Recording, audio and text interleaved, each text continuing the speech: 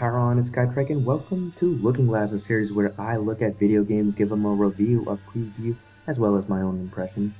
In this episode of Looking Glass, we will be looking at Nuclear Throne. Yes, Nuclear Throne is a fast-paced action roguelike twin-stick shooter developed by Vlambeer. And if you don't know who Vlambeer is, he's the developer who has created titles such as, or helped produce titles such as Serious Sam, as well as Super Crate Box. Nuclear Throne is a game based in a post-apocalyptic world where the player controls these mutant characters to fight enemies throughout the nuclear wasteland, ultimately to find this legendary so-called Nuclear Throne, which is the title. It's so cool. And so here we have it, a cool portal in the background. We have play, co-op, if you want to play with your siblings or your friends, settings, stats, and quit. I'm going to go right here so we can play the tutorial so you guys can see a little of how the game works, the little mechanics to how the game starts off with. As you can see, here are all of our characters. Well, not all of them. The rest you can unlock by progressing throughout the whole game, as you can see over here. Now, each character produces or has different traits and skills. For example, Fish can roll, hey, gets more ammo from ammo drops. Crystal, she can crystallize and gets more HP to boot. Eyes, melting plant. As you can see, there's a whole bunch of characters that you can play from, and each has their own individual cool traits and skills. And over here we have like some weird strange stuff. I think these used to be crowns which you can unlock as you progress, give your character a little boost to begin with, and you could unlock other weapons, but you have to find those secrets out. I don't know how, but let's see how the game works. Walk using WASD or arrow keys. Pick up a new weapon with B.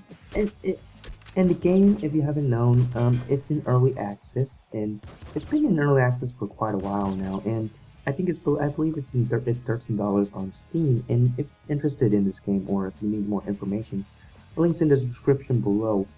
Or you can find this game on Steam Store, which is basically the link.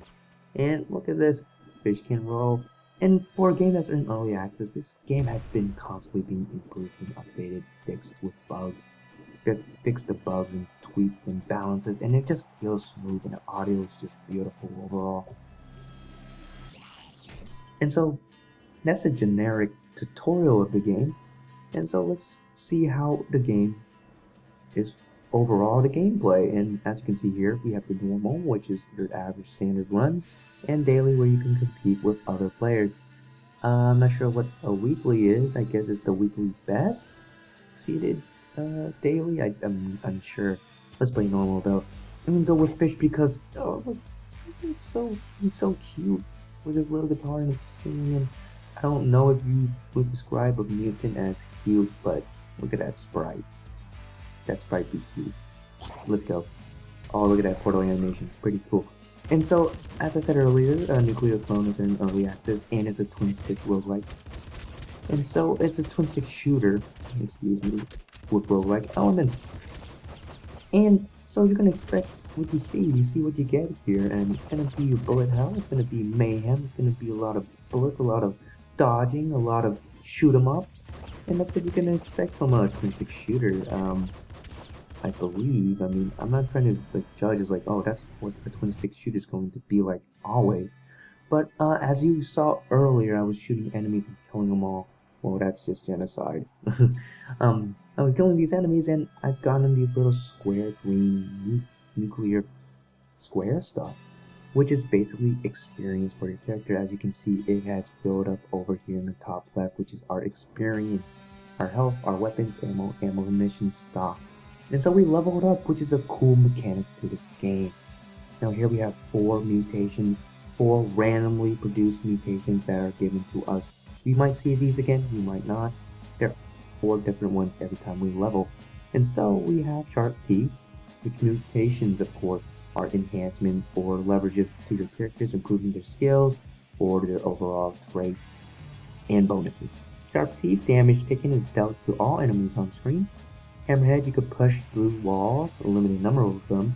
Lucky Shot, we can regenerate ammo. And Last Wish, and there's a bunch more. If you have been here for the early developmental stage of this game, the portal was not here, this animation. This whole level up, this text, the sprites were not here. And these sprites, well, not sprites, these little arts, box of arts were not done yet. They were like little cute, hilarious sketch art done by some illustrating program or paper or some sort of program, and it was just plain out funny to look at, and just see the developmental process is awesome. So let's just choose that mutation. And so, in this point of the looking glass, I'm going to be discussing the criticism of the game pros and cons. Yes, I know. I don't like to be the one to hate on things. No one likes to hear hate. No one likes to hear love. Well, okay, let me rephrase that. People love love, right? I hope so. I might be judging you. I hope not. But, I hope no one likes to hate either, but haters gonna hate, you know. Whoop whoop. Psh. But I'm gonna start with the pros. What review do I have of Nuclear Throne? Well, first of all, Nuclear Throne is in early access and it just feels so smooth. It feels great, like just moving around, just using your skills and shooting. It just looks great. The sprites and everything just looks like it's well done, professionally done, extremely good for an indie game and for a game that's in early access.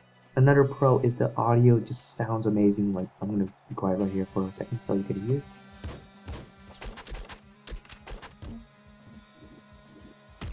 Like, just that sounds amazing. Smells smooth, smells. It feels smooth. It sounds crisp, and it's overall generically feels like a great shoot 'em up, a good twin stick shooter. And another pro is the community. I have to say it.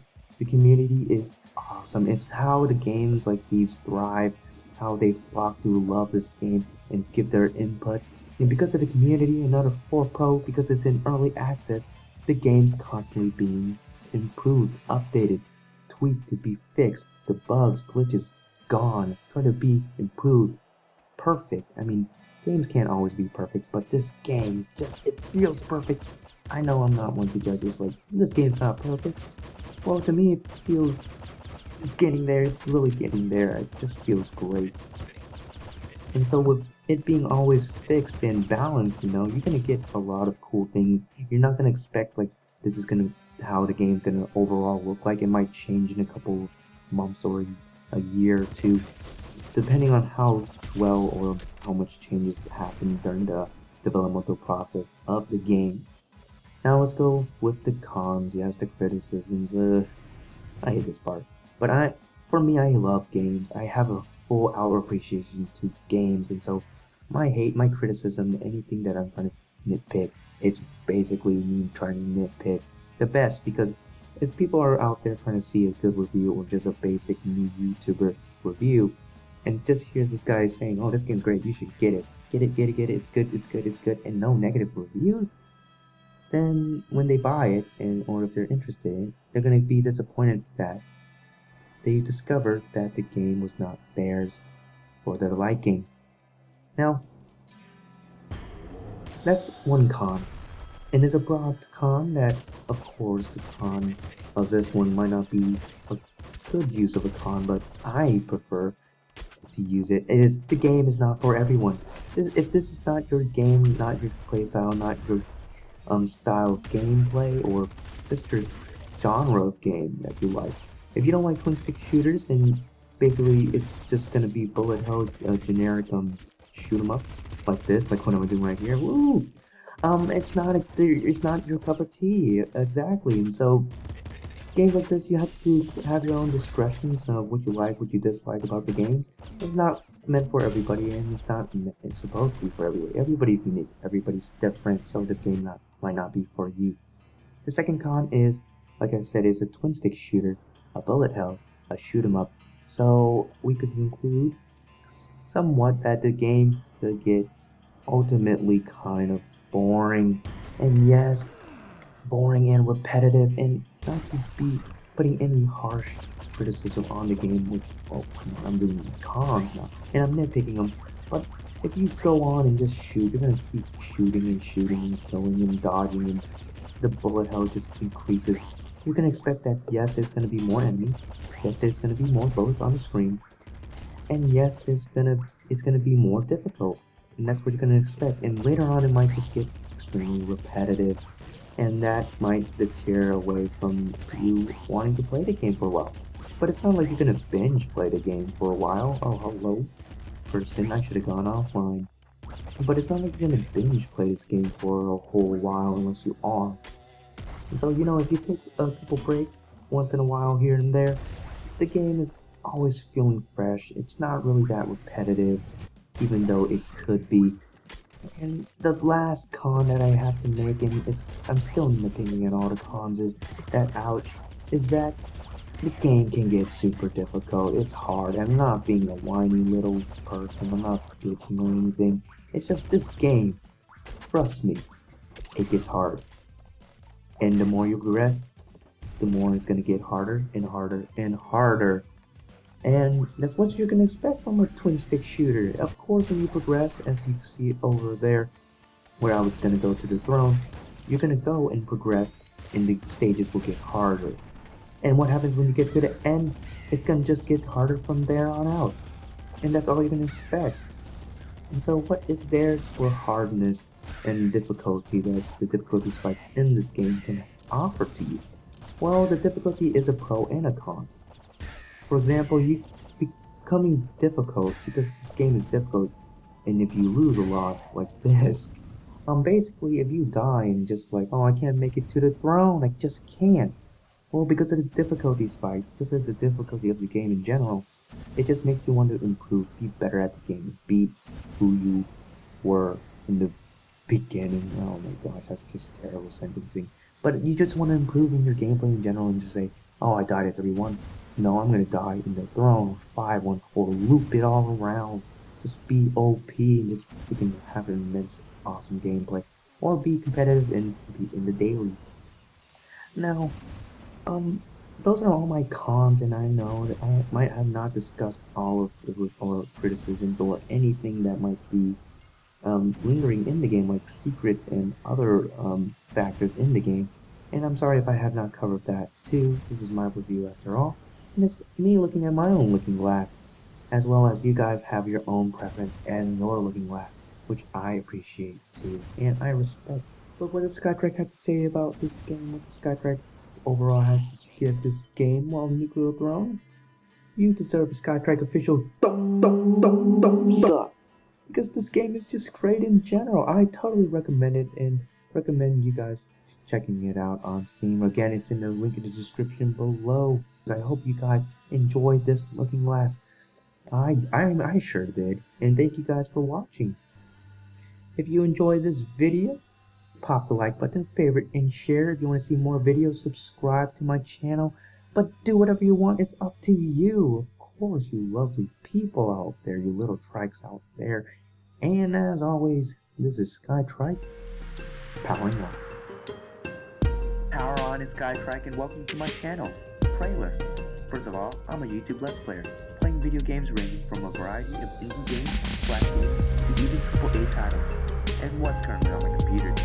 Upcoming series that will be prevalent on this channel includes video game reviews, previews, first impressions, all of which are covered in my Looking Glass series, and of course, gameplay and commentary. With copious content, you never know what you might like. My goal is to provide entertainment, enjoyment, and education for my fellow viewers.